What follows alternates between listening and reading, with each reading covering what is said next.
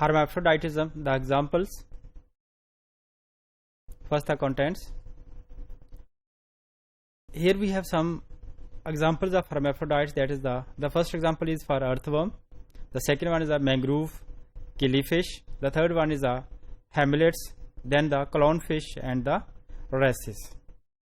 So students, ये different types of animals हैं जिनके अंदर hermaphroditism exist करता है. हम इनको बारी बारी थोड़ा सा इसको देखेंगे कि किस फॉर्म में hermaphroditism exist करता है. earthworm, अच्छा earthworm है या लीच है. ये जो एनिलीड्स हैं इनके लिए हम जानते हैं कि ये ऑलरेडी आपने पढ़ा भी होगा एफएससी में भी अपने, कि ये ऐसे एनिमल्स हैं जिनके अंदर बोथ मेल और फीमेल रिप्रोडक्टिव ऑर्गन्स पाए जाते हैं. और जिसमें मेल और फीमेल रिप्रोडक्टिव ऑर्गन्स पाए जाते हैं, it mean that is the hermaphrodite. Earthworms के लिए अगर हम देखें, अर्थवर्म के अंदर अगर इसको हम ऑब्जर्व करें रिप्रोडक्टिव ऑर्गन्स के लिए, तो it is having 2 pairs of testis. इसमें टेस्टिस के 2 पेयर्स हैं, जबकि 1 पेयर ऑफ ओवरीज जो है वो एग्जिस्ट करता है. अब नॉर्मली जो टेस्टिस हैं दे विल प्रोड्यूस स्पर्म्स, और ओवरीज जो है वो क्या करेंगे, दे विल प्रोड्यूस एग्स. अब एक अर्थवर्म अपने स्पर्म्स और अपने ही एग से फर्टिलाइजेशन नहीं करता, बल्कि क्या करेगा कि एक अर्थवर्म किसी दूसरे अर्थवर्म से मेटिंग करेगा और उसके बाद वो अपने गैमीट्स को एक्सचेंज करेंगे. तो फर्स्ट स्पर्म जो अर्थवर्म है, it will donate sperm to the second earthworm and second earthworm will donate sperm to the first earthworm. तो इस तरह से दोनों आपस में क्या करेंगे, एक्सचेंज ऑफ गैमीट्स करेंगे, फर्टिलाइजेशन क्रॉस फर्टिलाइजेशन होगी. और उसके आगे जो है वो जी आगे अपने जो नेक्स्ट जो इसका मतलब है जो उसके जो गैमीट्स के बाद जो आगे यंग वंस प्रोड्यूस होंगे, they are produce by the process of cross fertilisation. यहाँ हमारे पास डायग्राम में we can see the ovaries and testis. यहाँ आप देख सकते हैं कि this one, these are the ovaries.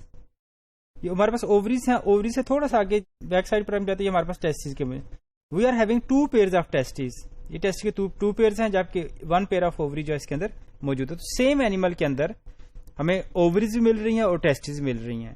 तो इस तरह से अर्थवर्म और जितने भी बाकी ओलिगोकीट्स होते हैं वो क्या है, हमारे पास जो है they are the hermaphrodites. Same इसी तरह का जो है वो हमारे ओवरीज और टेस्टिस जो है वो लीच के अंदर भी मिल. लीच भी चूंकि एनिलीड्स है तो वो भी हमारे पास क्या हो जाएगा, दैट इज ऑल्सो hermaphrodite, लेकिन वो ओलिगोकीट्स में से नहीं है, बल्कि वो हिरुडिनी क्लास जो वो बिलोंग करती है. सेकंड एग्जांपल हमारे पास है दैट इज मैंग्रोव किलीफिश. मैंग्रोव किलीफिश ये वो फिश है ज्यादातर जो अमेरिका यानी नॉर्थ अमेरिका, साउथ अमेरिका और इसके अलावा जो सेंट्रल अमेरिका के जो है वो जो कोस्टल जोन है या उसके साथ जो मिलती है हमें. किलीफिश के लिए कहते हैं कि दिस इज आल्सो hermaphrodite. अच्छा, इसके अंदर नॉर्मल जो सेल्फ फर्टिलाइजेशन है.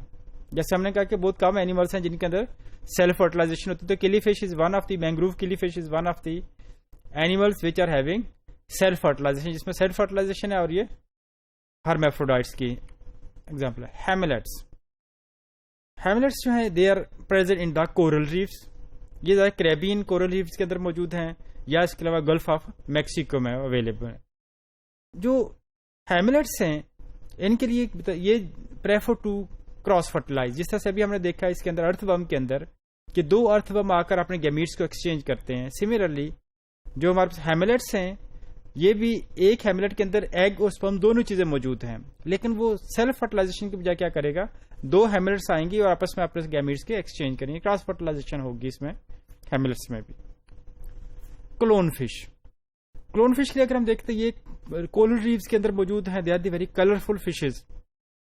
क्लोनफिश के लिए important thing is they are the protandrous. Protandrous का मतलब क्या होगा कि अपने लाइफ के पहले हिस्से में ये क्या होती हैं, मेल हैं, बाद में जाकर जो वो फीमेल होते हैं. अच्छा, क्लोन फिश अगर हम इसको ओवरऑल देखें, ये छोटे छोटे ग्रुप्स की फॉर्म में रहती है जिसको हर्म्स बोलते हैं, यानी एक सेपरेट ग्रुप है. इस ग्रुप के अंदर एक बड़ी फीमेल है जो कि रिप्रोडक्टिवली एक्टिव होती है और एग ले करती है. बड़ी फीमेल के साथ एक रिलेटिवली स्मॉलर मेल मौजूद है, यानी फीमेल की निस्बत मेल का साइज क्या है, स्मॉलर है, लेकिन वो मेल जो है दैट इज रिप्रोडक्टिवली एक्टिव. तो बड़ी फीमेल और छोटा मेल दोनों क्या है कि रिप्रोडक्टिवली एक्टिव हैं, आपस में क्या करेंगे रिप्रोडक्शन के लिए जाओ. अब इस बड़े मेल के जो छोटे बड़ी फीमेल के बाद छोटा मेल, फिर उसके बाद स्मॉलर मेल्स जो है वो उस ग्रुप में मौजूद होते हैं.